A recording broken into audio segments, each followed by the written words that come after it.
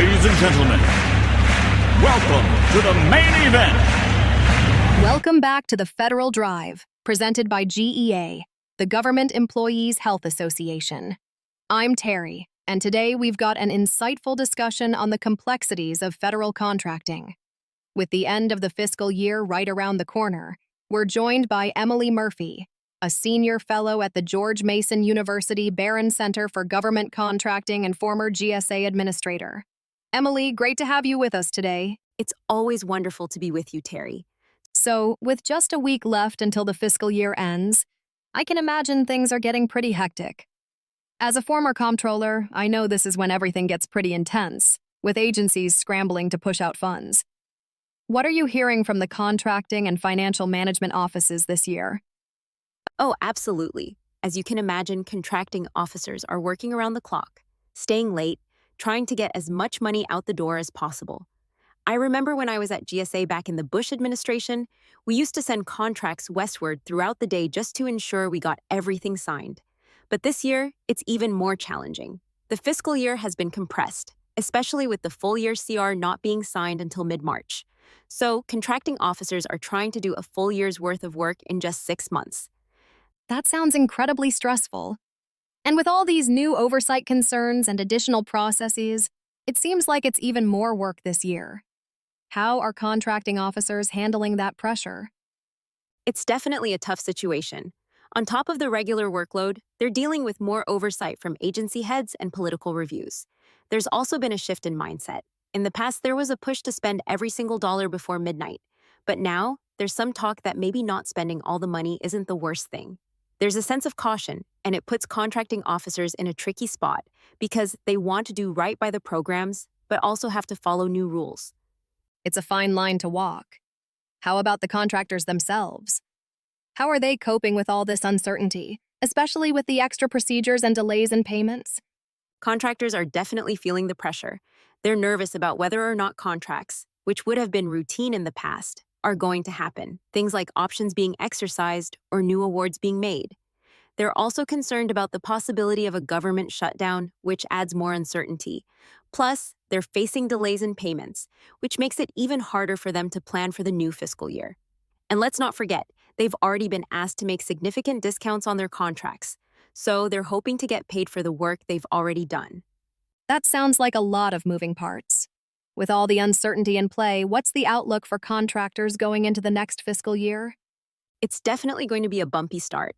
Contractors are really hoping that, despite all the chaos, they'll get their funds allocated and payments processed. But with the potential shutdown looming, there's a lot of risk involved. They're trying to be flexible, but it's a tough environment to navigate. That's a good point. Now, shifting gears a little, October is just around the corner, and with it comes some big changes to acquisition thresholds, like the FAR threshold increase. Can you walk us through what those changes will mean? Sure, the FAR thresholds are getting a substantial increase, especially when it comes to small business contracting. The micro purchase threshold will go from $10,000 to $15,000, which is a 50% jump. The simplified acquisition threshold is increasing from $250,000 to $350,000, and the simplified acquisition procedure threshold will rise from $7.5 million to $9 million. These increases give contracting officers more flexibility to award contracts quicker, and they'll also benefit small businesses, as the new thresholds mean more work will be set aside for them. It's a positive change, especially given the ongoing emphasis on small business opportunities. That's a pretty significant shift. And you mentioned something about small business reserves. How does that tie into these new thresholds? Great point.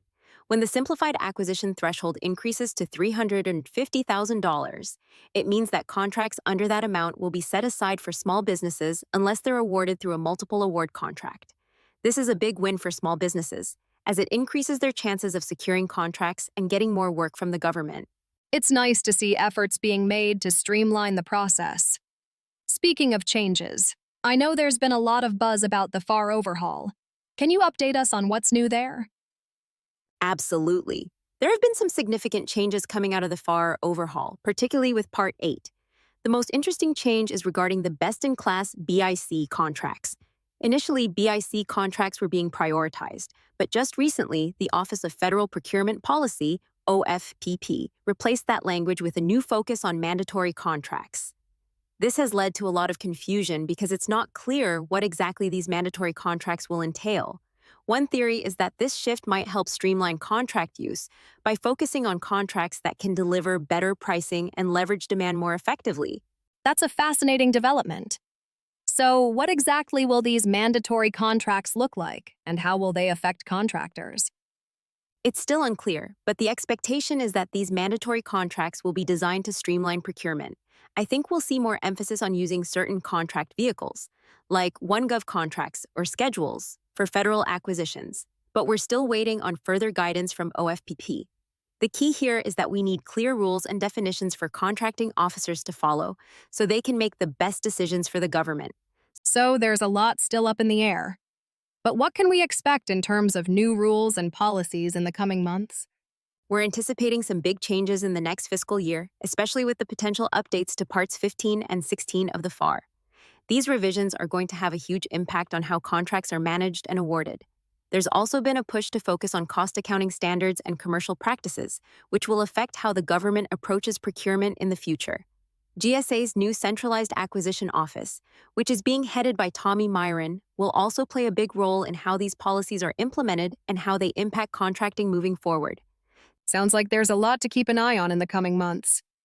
Emily, thanks so much for your insights. It's always a pleasure to have you on the show. Always wonderful, Terry. Thanks for having me. A special thank you to MarketUS.com for furnishing us this information. Here's a question. How do we contact them? Good question. You can reach them at MarketUS.com or call them at 954-636-3232. Before we go, this deep dive was created by the MarketUS.com team. Let us know your thoughts in the comments below. Good point. It's right below the subscribe link. Thanks for watching. I'm Nancy, your AI avatar. If you like this podcast, you can get one for yourself based on a website, YouTube video, or any source. Contact me to get a customized quote for your content. See you soon.